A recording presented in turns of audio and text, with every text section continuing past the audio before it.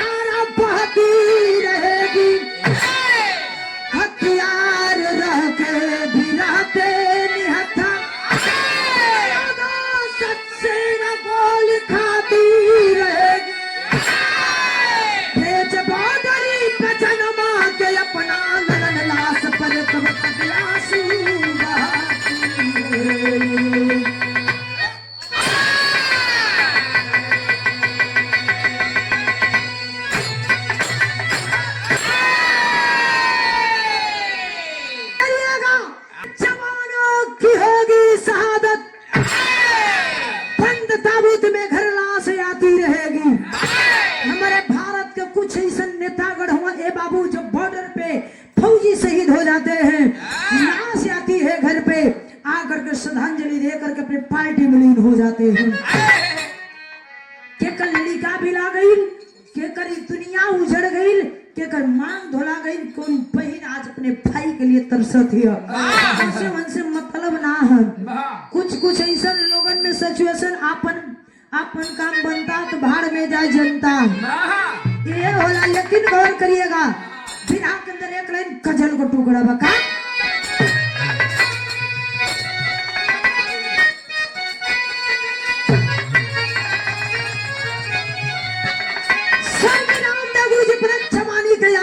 में अरे हर स्वर्गीय पारस गुरु जी भी गावे ये देखा हाई भैया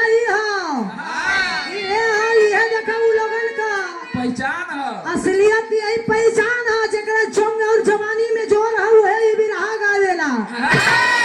सबके बस की बात ना होले लेकिन का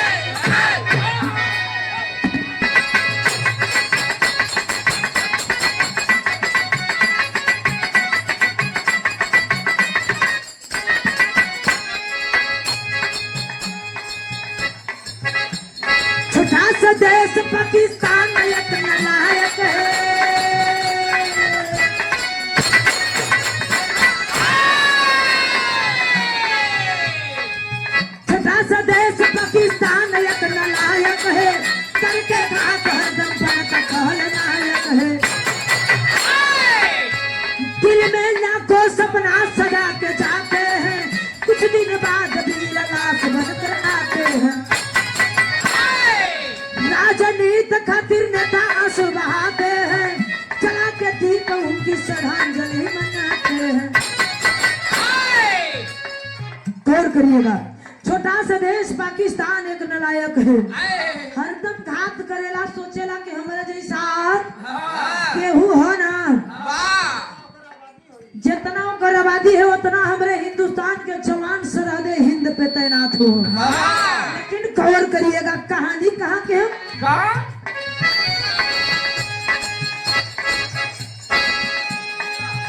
जिला जौनपुर थाना जलालपुर सही, जिला जौनपुर थाना जलालपुर सही, बहादुर गांव विजयपुर का दस्तूर सही। पिता रमकांत संघ उरी मीरा मदारी थी, बेटा जिला जीत रेत मंजू को दुलारी थी। खुशहाली घर में आई नौकरी जब पाए हैं, खुशहाली घर में आई नौकरी जब पाए हैं, मिटे करीबी दिल में सपना को सजाए।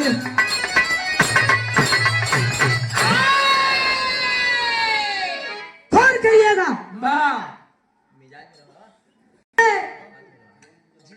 जिला जौनपुर थाना जलालपुर के बगल में बहादुर गांव विजयपुर की कहानी है। विजयपुरी हवले है, विजयपुरी हवले है। गौर करिएगा, बहादुर गांव और ग्राम सभा विजयपुर, वही के रहे वाला रमाकांत यादव, उनकर बेटवा के नाम बताओ जला जिला जीत। गोद में 3 लड़का हो, 2 बिटिया और 1 बेटवा। मई का नाम उर्मिला बताओ जला। ए बाबू, भगवान बड़ा गरीबी का दिन रहल, किसानी करे, यही खेती किसानी करे और लड़कन के पेट पाले। धीरे धीरे धीरे धीरे समय बीतले बाबू, 24 में जिला जीत घर में बढ़ रहना। अब 17-18 साल का भैला तो उनके मन में सपना जागल कि हम भारत माता का सेवा करो, फौजी जवान बनो। ए बाबू, सपना के सजा के लगना, मेहनत करे। अब मेहनत करे लगना, और जब मेहनत करत के पास ही नौकरी का नसीब ना हो, 2 वक्त का रोटी कैसे मेहनत करके तोरे संगे 2 वक्त का रोटी जुटाई ला बेटा।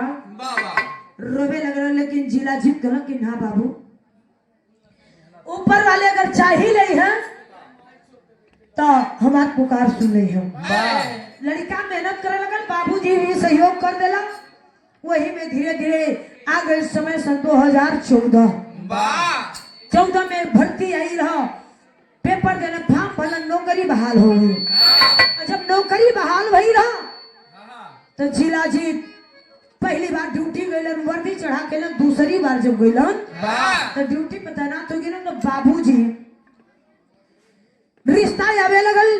धीरे धीरे बाबूजी सोचला के 2 रिश्ता 2-4 दोस्ती फिरलो, लेकिन कहला के देखा भैया, जब सरकारी नौकरी जकरे लड़का के लग जाला, शादी विवाह ना होला तो तिल करू दौड़े लगल हम।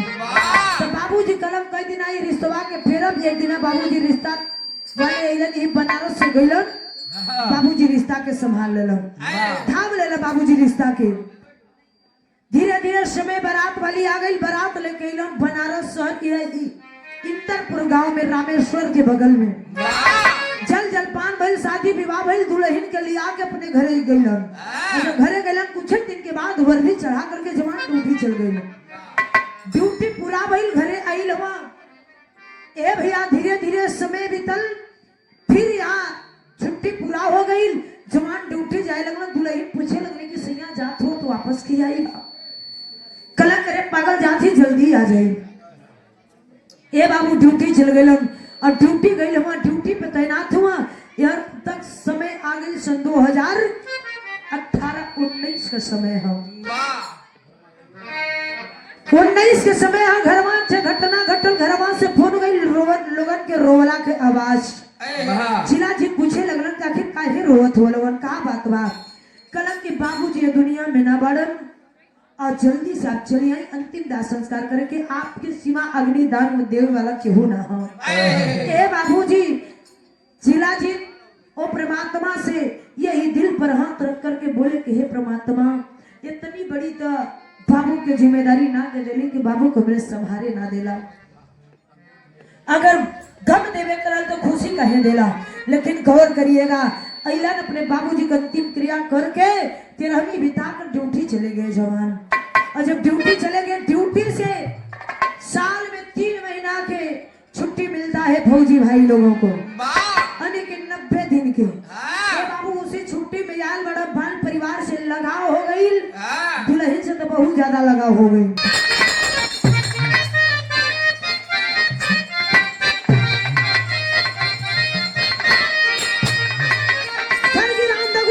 जवानी के आलम में गावे ऐसे गावे का गावे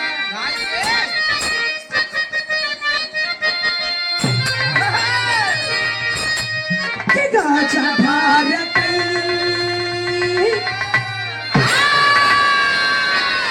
कि गाजा भारत गुजारिया गजा बजार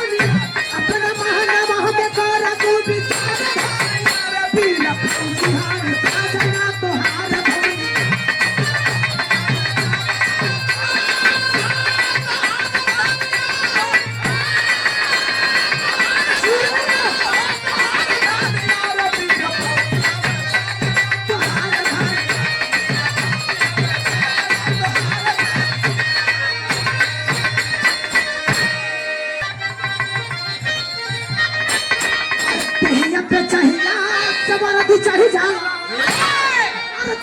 के नाम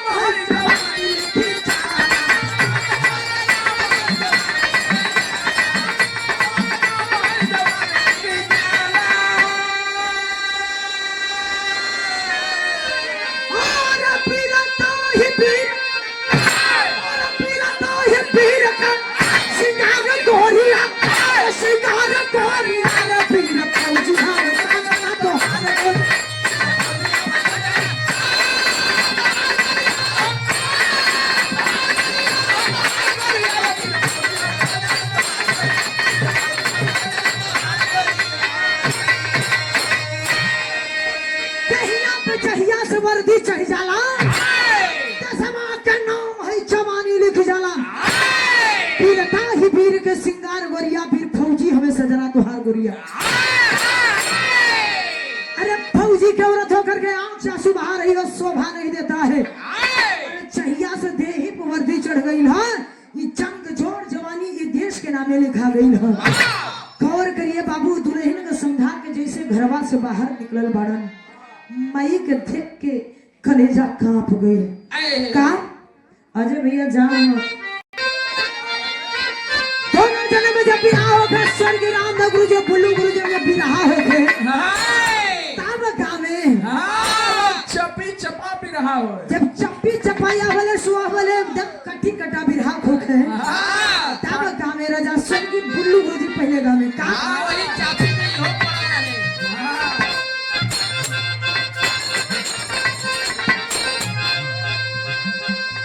बुल्लू गुरु जी गावे अरे कुंडा मिलन देवरू मिलन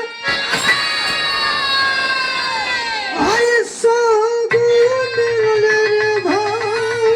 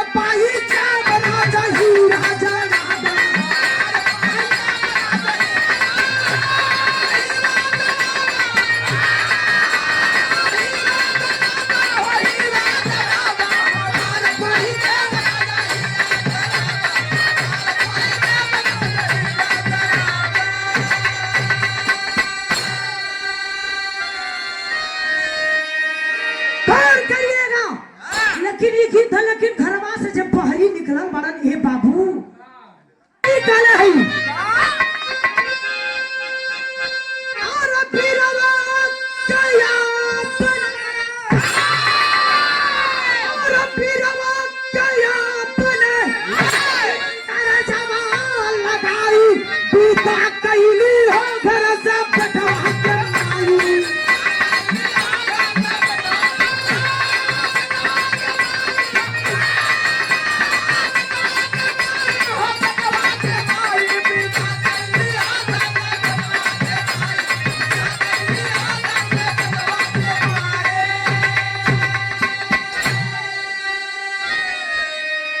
माई सोचली कि बेटवा के मनोबल ना टूटे बिरवा के अपने कहे जवान लगाई विधा करी हो घर से बेटवा के माई अपने लड़का के करेजा से लगा के विदाई देती अरे बेटा जो अरे चाहत में तो जो दुश्मन का करेजा चीर गई है तेरे माई के दूध में ताकत है ये बाबू लेकिन आत्मा रो रहल हो एक बात और कहले का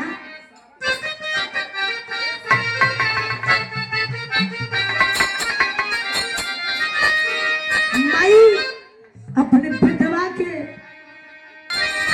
अरे कसम धरावे माई पिछना के कहिया अरे बुढ़ावा के काम बता हमरे चुकैया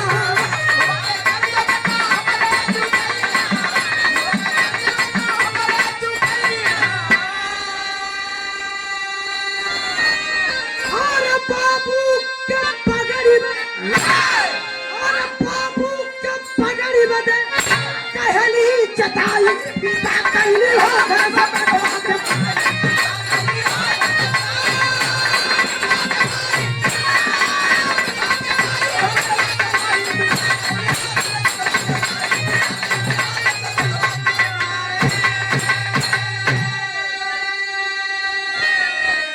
कौन करिएगा कसम धरावे माई पीठ ना देखई हां धमा के करजा बेच गई हां अरे बाबू मैताई कली की अरे बेटा जात में तो जो सब कुछ करी है कमरे दूर के करजा चुक जा सीना में गोली खा लिया लेकिन पीठ में गोली मत खाई है लाल दुश्मन के सामने सीना दहाड़ के चली है कबो पांच उलट के मत जाई है लाल ई है देखा माई होली हो 9 महीना कोख में झलली 1 साल लड़का के अपना ओदे सुत के लड़का के झूले सुतार के माई परवरिश करी लेकिन आज लड़का का जान जोखे में डाल दे रही ये है माई हुए ये देश के लिए ऐसा ऐसा मतारी है ने बाबू गौर करिएगा कल ही करे वह पुआ बाप को पकड़ी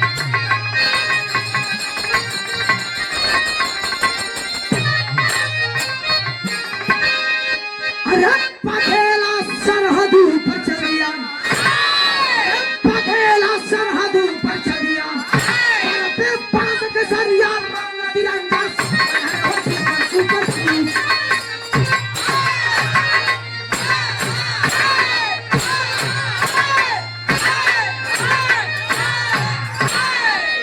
पखेला सरहद पर चल दिया सर पे पांच के सरिया रंग तिरंगा सुपर हो पखेला सरहद पर चल दिया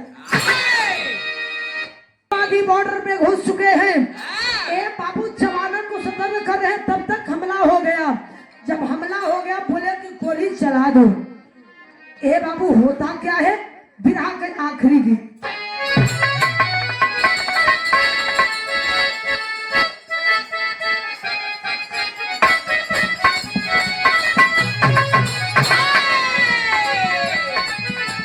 सरगी रामदेव गुरु जी का बेन और पारी कुमरो चिताने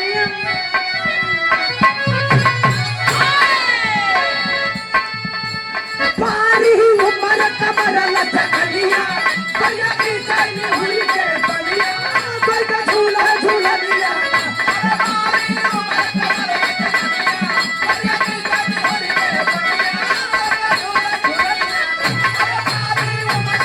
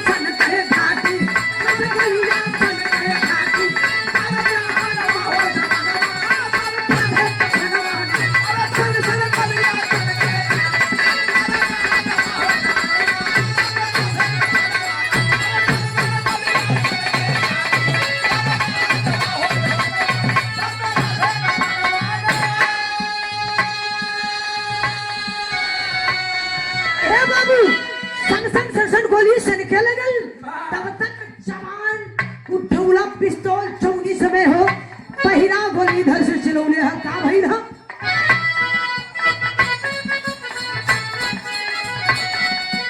पहिरा गोली इधर से चलाई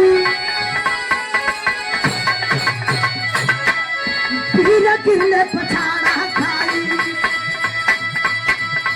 चलनी किया है सीना पापी चलनी किया है सीना पापी चल किया है सीना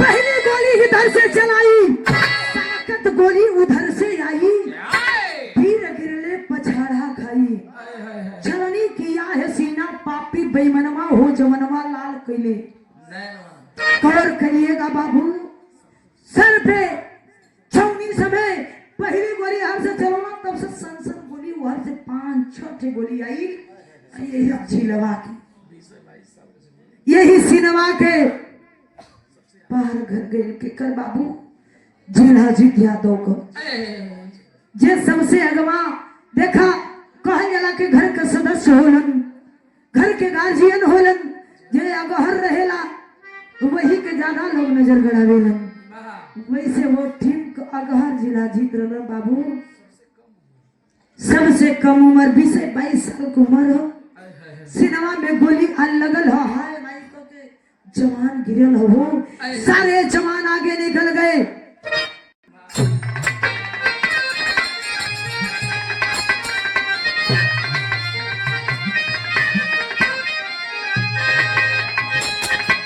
अरे केरा बहादुर आज खून की होली गोली लागल बा केरा बहादुर आज खून की होली गोली लागल बा बंद हो गई बंदे मातरम गोली गोली लागल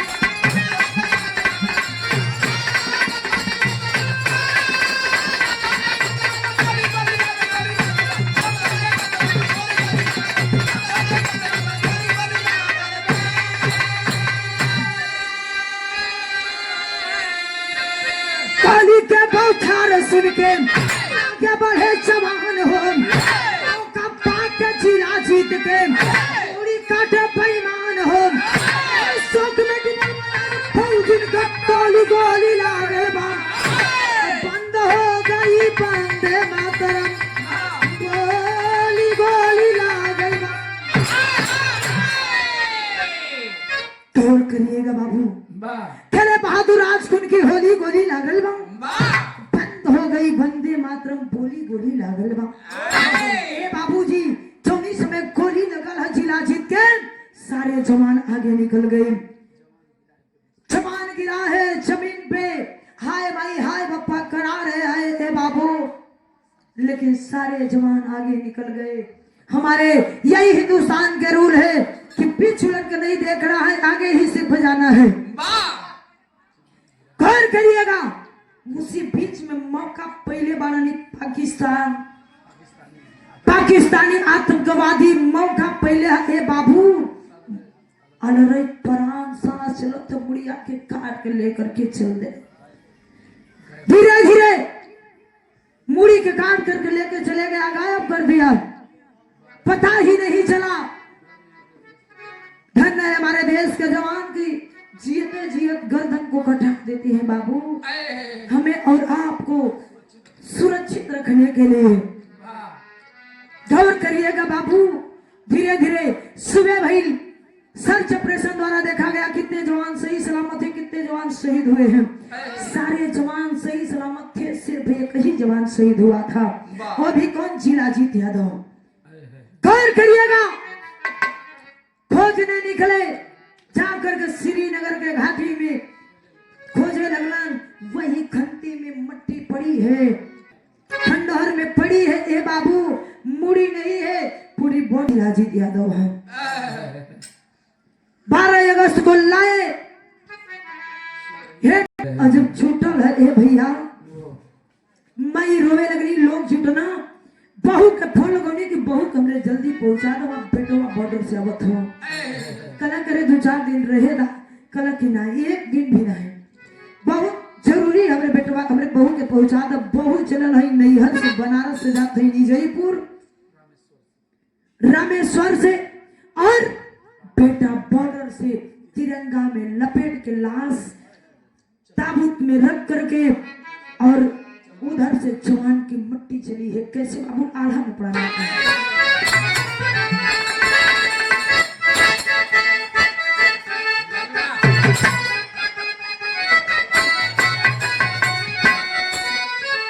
विधाता मिलाने वाला देखिएगा कहाँ मिलाता है दोनों प्राणी के। किस स्थिति मिलाता 2 महीने की मुलाकात और आज की स्थिति मिला रहा है।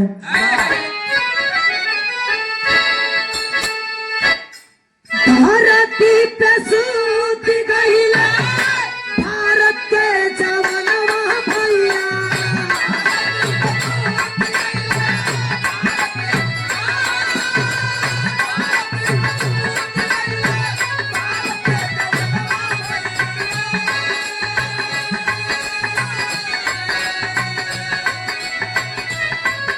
बहू न उठिया बागदिया के दूल्हा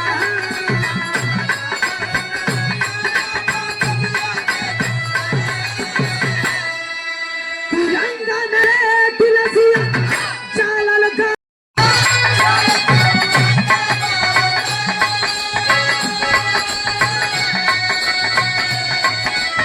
बाबतपुर हवाई अड्डा में चला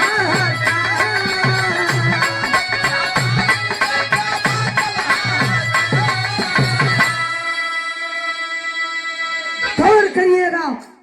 ए बाबू धरती पे सूत गए भारत के जवानवा कबहू न उठी है अब गोदिया के दुलार। मई के गोदी के दुलार उजड़ गईला हो बुढ़ाई के लाठा विधाता छीन लेलन। गौर करिएगा तिरंगा में लपेट के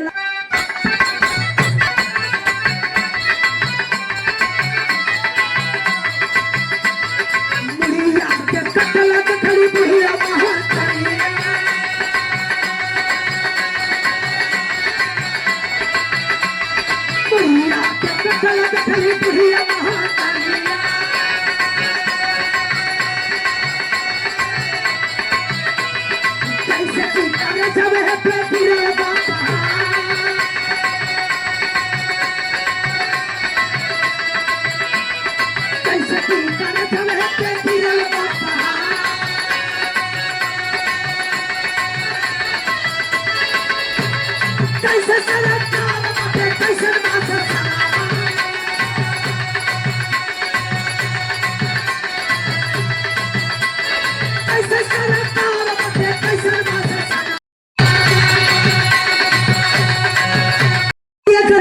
बुढ़ाई के लाठी रले रे ए विधाता करे तना बड़ा दुख देवे के रहल जैसे बड़ी खुशी है ना दिले होता। हम नमक रोटी खा अपने बच्चन के साथ गुजारा कर लेत रही। गौर करे कहे मतारी कहे गरीबी आप ठीक रहल लेकिन ये अमीरी ना ठीक है। लेकिन होनी को कौन टाल सकता है। ए बाबू जिला जी सो गए अब उठने वाले नहीं हैं।